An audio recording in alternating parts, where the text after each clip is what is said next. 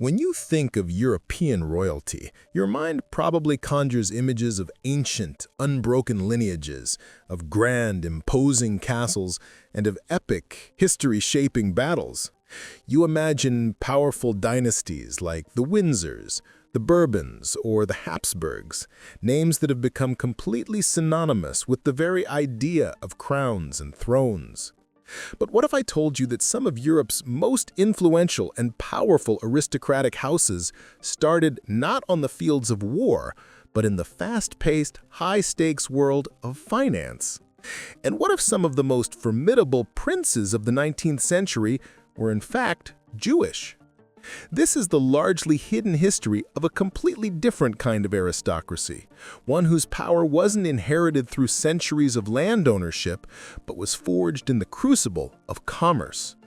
It's a story about mind-boggling wealth, unimaginable political influence, and the complicated, often tense relationship between Europe's Jewish communities and the very monarchs who ruled over them. Now, to be clear, the families we're about to meet weren't royal in the traditional sense of sitting on a throne. They were never kings or queens, but they were granted something almost as prized in that rigid, hierarchical world: official, hereditary noble titles. They became barons and baronets, invited into a high society that had, for centuries, been a fortress, completely shut off to them. Their story isn't just about accumulating vast riches, it's about a profound and relentless struggle against nearly impossible odds. It's a journey that begins in the crowded, walled-off ghettos of Europe and ends in the lavish drawing rooms of London and the glittering imperial courts of Vienna. These families didn't just pile up mountains of gold, they strategically used their wealth to fund wars, to build the railways that would crisscross continents, and to fight for the rights and emancipation of their own people. They represent the closest the modern world has ever come to having Jewish royal families. This is the incredible story of how they rose, the immense power they held, and the complicated, enduring legacy they left behind. The very concept of Jewish royalty can feel like a profound contradiction in terms. For nearly 2,000 years, since the destruction of the ancient kingdoms of Israel and Judah, the Jewish people were defined by their diaspora, their lack of a homeland or a monarch. They were a people of subjects, not rulers. Yet, within the intense pressure cooker of 18th and 19th century Europe, a new and radical form of power started to emerge. It was a power based not on land, ancestry, or divine right, but on something far more modern and liquid: cold, hard cash. And the great monarchs of Europe, who, for all their pomp and circumstance, were constantly broke, perpetually needing money for their endless wars and grandiose ambitions, found themselves turning again and again to a small, brilliant, and often marginalized group of Jewish financiers. In exchange for their absolutely essential services, these monarchs offered the one thing they possessed that was as universally valuable as money: status. They began to hand out titles of nobility, elevating these families from the ranks of wealthy commoners into the landed aristocracy. This was a game-changing moment, a seismic shift in the tectonic plates of European history. It was a clear sign that a new force, the power of capital, was shaping the destiny of nations. This is the story of those families, the Rothschilds, the Sassoons, and the Goldsmids, who navigated a world rife with deep-seated prejudice to achieve a level of influence that rivaled, and at times even surpassed, that of the old blue-blooded nobility. They were the new princes of Europe, and their kingdoms were built on the ever-expanding global marketplace of finance. Chapter 1: The Rothschilds, Architects of an Empire. Our story truly ignites in one of the darkest corners of Frankfurt, Germany. In the middle of the 18th century, the city's 3,000 Jewish residents were forcibly confined to a single, narrow, and squalid alley called the Judengasse, literally the Jews' Lane. This ghetto was its own sealed-off world, a suffocating space enclosed by high walls and heavy iron gates that were locked every night, every Sunday, and on all Christian holidays. Life here was a constant, grueling battle against disease, severe overcrowding, and the soul-crushing weight of institutionalized discrimination. Jews were forbidden from entering public parks, frequenting coffee shops, and a whole host of other public spaces. It was a world meticulously designed to suffocate ambition and extinguish hope. And it was right here, in this most unpromising of environments, that Myram Shell Rothschild was born in 1744. His family was not wealthy. His father was a small-time money changer and textile dealer. The family name Rothschild, German for Red Shield, wasn't some ancient noble moniker. It came from the simple sign that had adorned the house where an ancestor lived centuries before. Meyer was originally destined for a scholarly life as a rabbi, but when both his parents suddenly died of smallpox, he was forced to abandon his studies and enter the world of business. He managed to secure an apprenticeship at the Oppenheimer Bank in Hanover, where he learned the complex ins and outs of finance and, crucially, developed a passion for collecting rare and valuable coins. This seemingly minor hobby would become the very key that unlocked the gates of the ghetto for him. Returning to Frankfurt, Meyer established his own business trading in rare coins and antiques. His expertise and impeccable honesty quickly gained him a reputation among the local aristocrats, most notably Crown Prince Wilhelm of Hesse, who was one of the wealthiest men in all of Europe. Meyer's reliability impressed the prince, and in 1769 he received his first major breakthrough, the title of court factor. This was not a noble title, but it was an official seal of approval, a public declaration that he had conducted business with royalty. It conferred upon him enormous credibility and gave him the right to hang a shield bearing the arms of Hesse on his humble home in the ghetto. But Myram Shell Rothschild's true genius wasn't merely in making money, it was in his revolutionary vision. He knew that to build a true dynasty, he had to think bigger, beyond the borders of Frankfurt. He looked at his 5 sons, Amschel, Solomon, Nathan, Karl, and James, and saw not just his children, but the pillars of a future global empire. In a move of breathtaking strategic brilliance, he dispatched each son to a different European capital. Amschel, the eldest, remained in Frankfurt to manage the home base. Solomon was sent to Vienna, the opulent heart of the Habsburg Empire. Nathan, the most audacious and brilliant of the brothers, was sent to London, the undisputed financial capital of the world. Karl journeyed to Naples, a key port city, and James, the youngest and most charismatic, set up shop in Paris. This was not just a business expansion, it was the creation of the world's first truly international bank. The 5 Rothschild branches functioned as a single, seamlessly coordinated financial network. Bound by unbreakable family loyalty and equipped with a private courier system that used horses, ships, and carrier pigeons, they could move money and, more importantly, information across borders faster and more secretly than any government or rival. While others waited on the slow and unreliable public mail, the Rothschilds knew the outcomes of battles and the shifts in markets days, sometimes even weeks in advance. Their family motto became harmony, integrity, industry, perfectly symbolized by their coat of arms, 5 arrows bundled together, impossible to break. The Napoleonic Wars proved to be the family's ultimate test and their single greatest opportunity. As Napoleon's armies tore across Europe, throwing kingdoms into chaos, the Rothschild network became indispensable. From his post in London, Nathan Rothschild performed legendary financial feats, single-handedly financing the Duke of Wellington's army in Spain and Portugal, and masterminding Britain's payments to its continental allies to keep their armies in the field. It was this invaluable service to the crown heads of Europe that finally earned the family the ultimate prize, nobility. The Austrian Emperor Francis I was so profoundly grateful for their assistance in financing the post-war reconstruction that he decided to reward them in a way no Jewish family had ever been rewarded before. In 1822, he officially elevated all 5 brothers to the rank of Freiherr, or Baron of the Austrian Empire. This was a hereditary title, meaning it would pass down to their descendants, making them official members of the European aristocracy.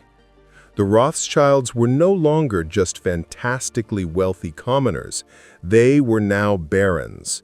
They had a coat of arms. The British branch of the family would eventually receive its own titles as well. In 1885, Nathan Mayer Rothschild II, grandson of Nathan, became the first Jewish member of the House of Lords, taking the title Baron Rothschild. At their absolute peak in the 19th century, they commanded the largest private fortune in modern world history. While they never held official positions as central bankers, their power was so immense that they acted as private financiers to kings, governments, and empires across the continent. They famously financed the British government's purchase of the Suez Canal shares, a strategic move that secured the vital waterway for the British Empire. The family from the Frankfurt ghetto had forged a financial dynasty that, while never technically royal, was for a time more powerful and influential than most. Their immense wealth has since been divided among many descendants, but their 19th century zenith remains the undisputed high-water mark of private financial power. Chapter 2. The Sassoons, Rothschilds of the East. While the Rothschilds were busy conquering the financial landscape of Europe, another remarkable Jewish family was constructing a parallel empire on the other side of the globe. Their story begins not in a crowded European ghetto, but in the ancient, sun-drenched city of Baghdad. For centuries, the Sassoon family had been one of the most respected and powerful families in the city, holding the prestigious position of chief treasurers to the Ottoman governors.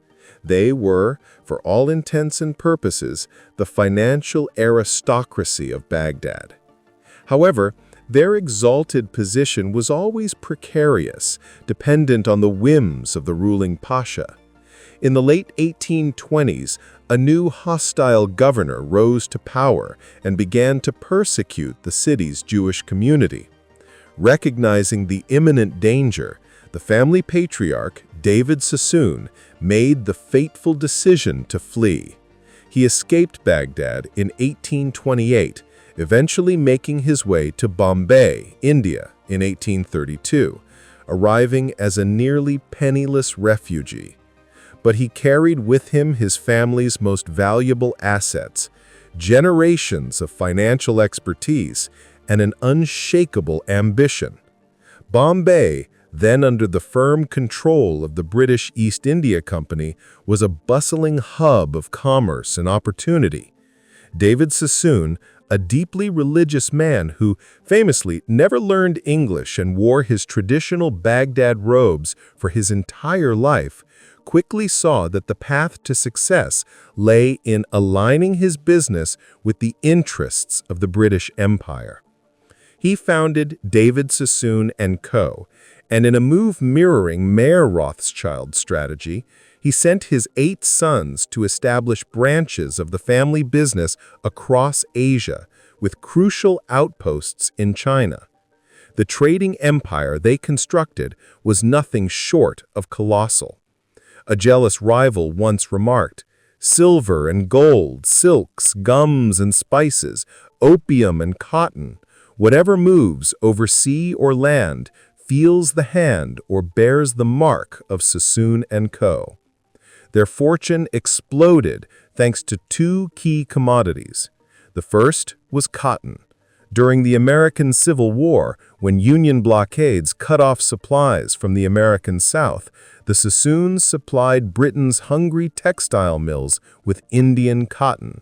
But the second, and far more controversial commodity, was opium. The opium trade was the dark, lucrative engine of British commerce in the East. After Britain defeated China in the First Opium War, and the resulting Treaty of Nanking forced China to open its ports to foreign trade, the Sassoons recognized a monumental opportunity. They moved aggressively into the market and quickly came to dominate the destructive Sino-Indian opium trade.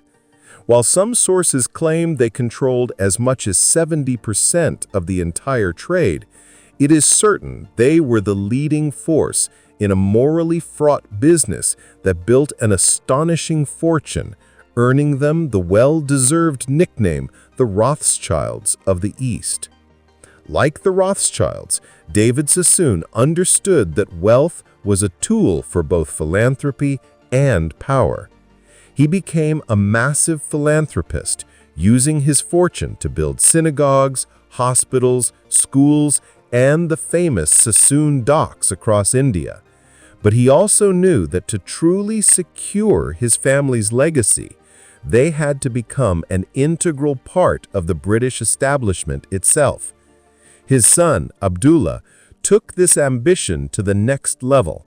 Anglicizing his name to Albert, he relocated the family's headquarters from Bombay to London and cultivated a close friendship with the Prince of Wales, the future King Edward VII.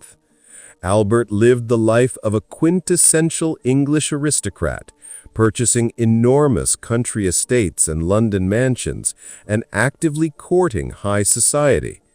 His unwavering loyalty and immense financial contributions to the empire were duly rewarded. In 1890, Queen Victoria made him Sir Albert Sassoon, 1st Baronet. A baronet is a hereditary title ranking just below a baron that is passed down through the family. The Sassoons, who had arrived in British territory as refugees just a few decades earlier, were now officially enshrined as members of the British nobility.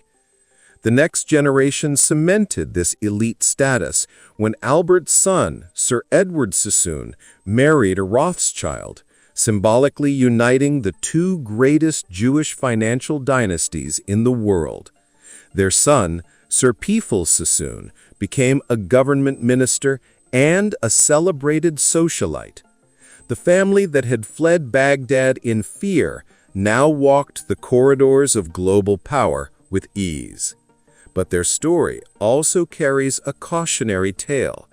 As subsequent generations assimilated fully into the leisurely life of the upper class, their fierce entrepreneurial drive began to fade, and the vast, world-spanning fortune slowly began to decline. Chapter 3. The Goldsmids, Financiers of Emancipation. Our final story transports us to 18th century London, where another family was charting a similar path. While the Rothschilds were still confined to the Frankfurt ghetto, the Goldsmid family was already making significant inroads in the world's premier financial center. The patriarch, Aaron Goldsmid, was a Dutch merchant who astutely relocated his family and business to England around 1763. His sons, Benjamin and Abraham Goldsmid, established a bill brokering firm and quickly emerged as formidable outsiders, challenging London's entrenched banking elite. Their timing was impeccable. The long and costly Napoleonic Wars placed immense financial strain on the British government, which was in desperate need of capital to fund its military efforts.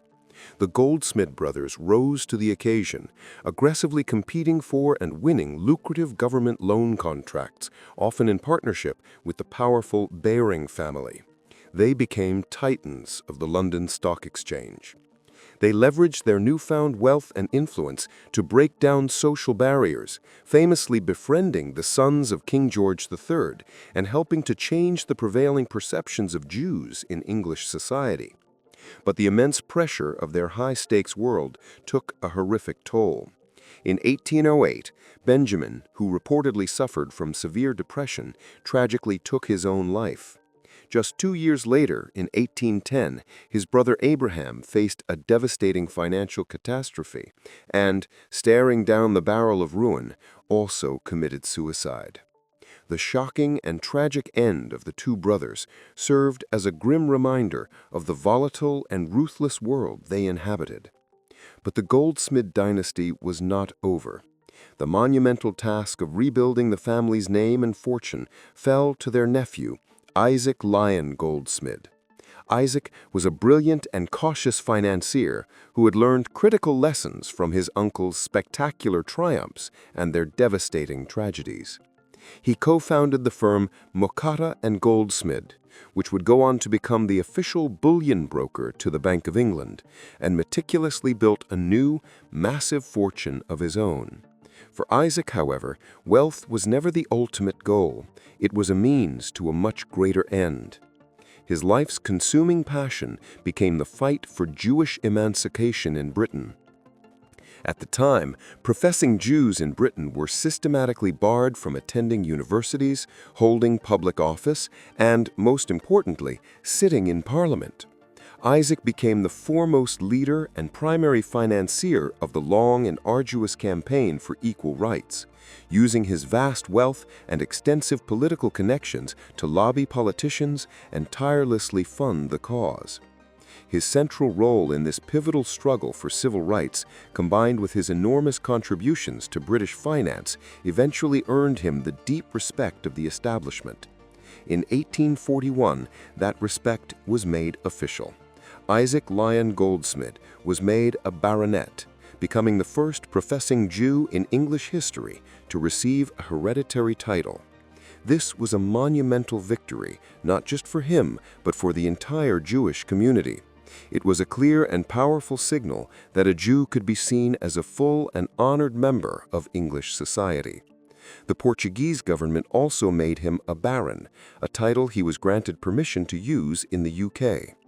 The fight for full equality was not yet over, but the tide had irrevocably turned. Isaac's son, Sir Francis Goldsmid, later became the first Jewish barrister in England and was eventually elected to Parliament, where he passionately continued his father's vital work. The Goldsmids had used their financial kingdom not just to enrich themselves, but to fundamentally change their country and secure the rights of their people for generations to come. Their legacy is not just one of wealth, it's a legacy of liberation. If you found this deep dive into the hidden histories of power and wealth compelling, make sure to subscribe and turn on notifications so you don't miss our next video. And let us know in the comments below, which of these extraordinary family stories surprised you the most? The stories of the Rothschilds, the Sassoons, and the Goldsmids represent a unique and fascinating chapter in the history of power, wealth, and identity. In an age when ancestry and bloodline were considered everything, these families blazed a new and unprecedented path to the pinnacle of society. They weren't born noble. They earned it through breathtaking ambition, unparalleled financial genius, and a stunning ability to navigate the treacherous political waters of their time. They began their journeys from a position of profound disadvantage. The Rothschilds emerged from the confines of a ghetto, the Sassoons arrived as stateless refugees, and the Goldsmids battled against systemic, deeply ingrained prejudice. Each of these families faced a world that was determined to limit them, and each, in their own way, shattered those limits. They masterfully converted immense wealth into tangible influence, making themselves utterly indispensable to the very kings and emperors who presided over systems that had once systematically excluded them. In exchange for financing armies, building new industries, and bankrolling entire empires, they were granted the most coveted symbols of acceptance, the titles of baron and baronet. These weren't crowns, but they were the next best thing, an official, hereditary key to the locked doors of the aristocracy. But their legacy remains a complicated one. They existed in a strange duality, as both ultimate insiders and perpetual outsiders. A Baron de Rothschild in Austria was still a Jew in a profoundly Catholic empire. Sir Albert Sassoon was celebrated and feted in London's high society, but was also viciously mocked in the press with racist and anti-Semitic caricatures. Nobility granted them unprecedented status, but it could not entirely erase their distinct identity or the prejudice that often came with it. Ultimately, their stories challenge our conventional idea of what noble even means. They proved that in the modern era, power could flow not just from ancient castles and glorious conquests, but from the quiet counting houses and the chaotic floors of stock exchanges. For a brief but brilliant period, these families built financial dynasties more powerful than many sovereign states. They were the architects of a new kind of aristocracy, one built on capital. And in doing so, they forever changed the face of the world.